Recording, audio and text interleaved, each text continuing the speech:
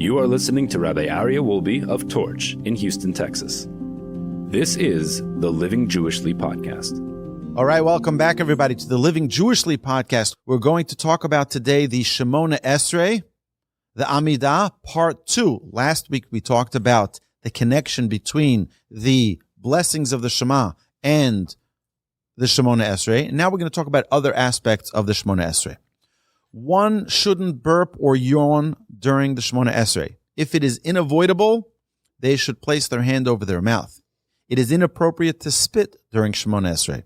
If an insect or fly is biting him, he can move his clothes to dislodge it, and so it does not disturb his concentration, but not to remove it by hand.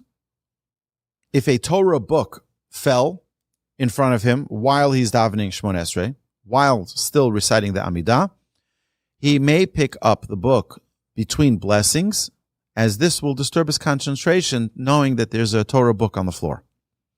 Anything that is prohibited during the Amidah remains prohibited till the taking of the 3 steps back following the prayer.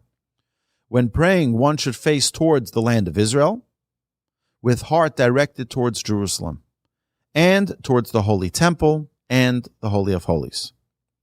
Those in northern Israel should face south towards Jerusalem. Those in southern Israel should face north towards Jerusalem. As Jerusalem is the gateway to heaven, and all prayers rise heavenward through that holy place. If one is in a place that they cannot face towards Israel, they should have in mind, in their heart, to pray towards the land of Israel.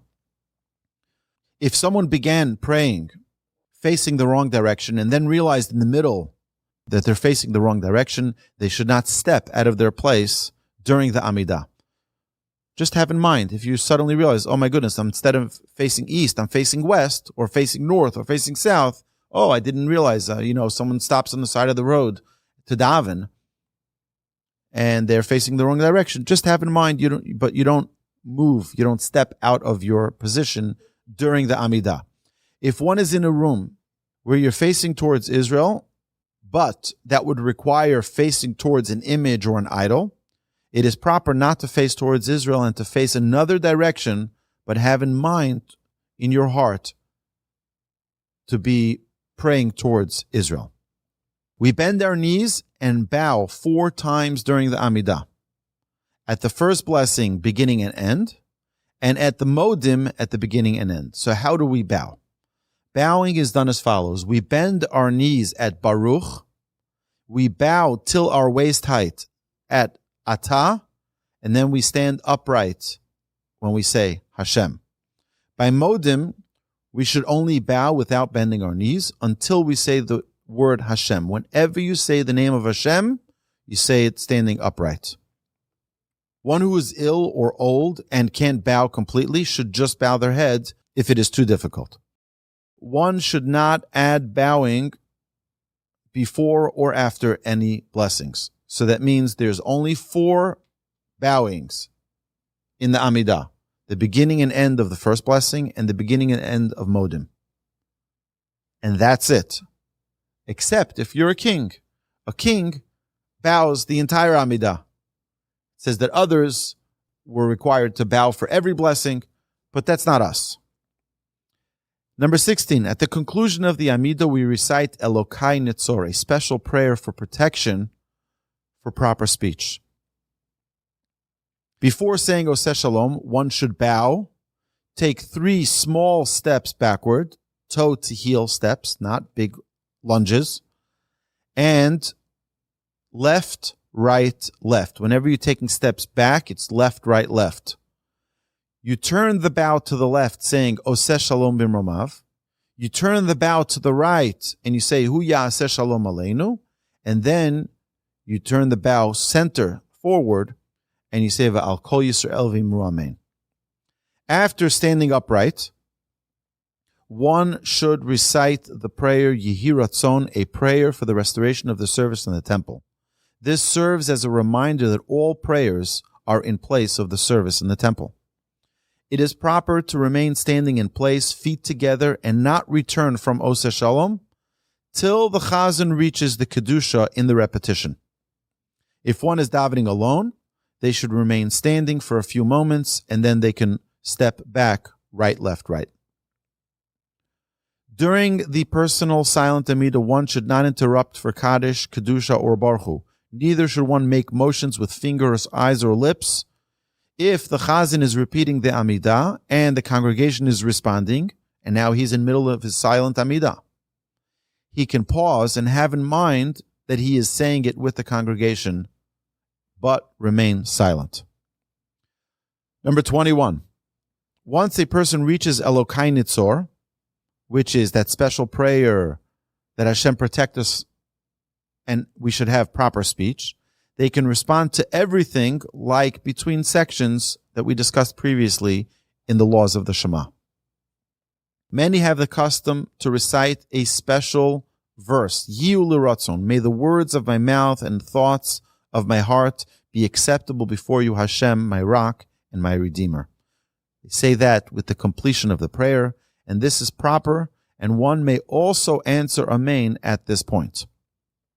It is proper to find a verse in the Torah, prophets, and writings that begins and ends with the first and last letter of your Hebrew name.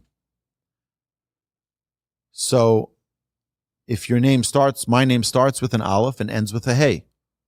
So I have multiple verses. Ashrei Yoshvei Veisecha Od Yehalalucha Sela. Starts with an aleph, ends with a hey. There are multiple others.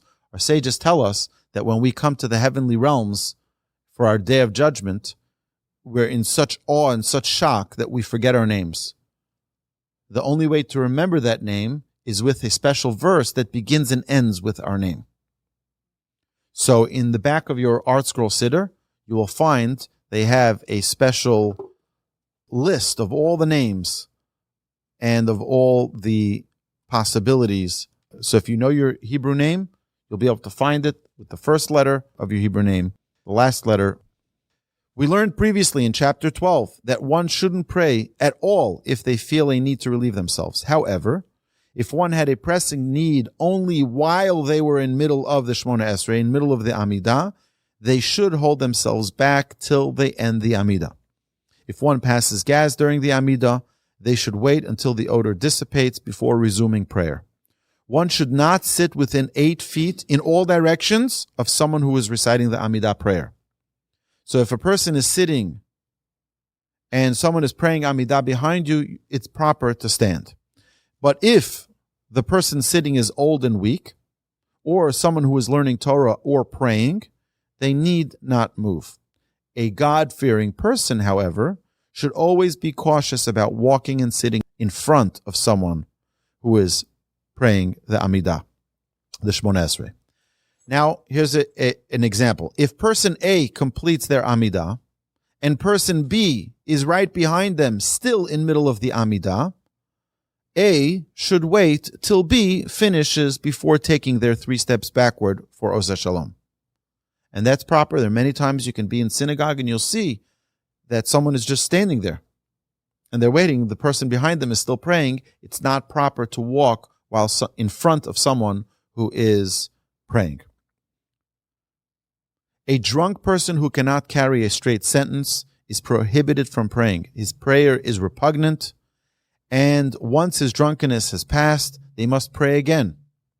And if the time for prayer has passed already, they should make up that prayer at the following prayer when they are no longer drunk. So we know we've talked about this. We're going to talk about this more, about make-up prayers. And that is, if you miss a prayer by mistake, you can make up the prayer in the following prayer. So if someone misses the morning prayers, whatever, they weren't feeling well, they were at the doctor, they were at the hospital, God forbid, and now they get out of the hospital and it's too late to pray. So they can pray mincha twice.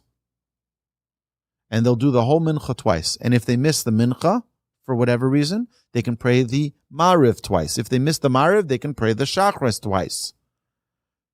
That's a special privilege that the Halacha gives us, that if someone by mistake missed a prayer, they can make up for it.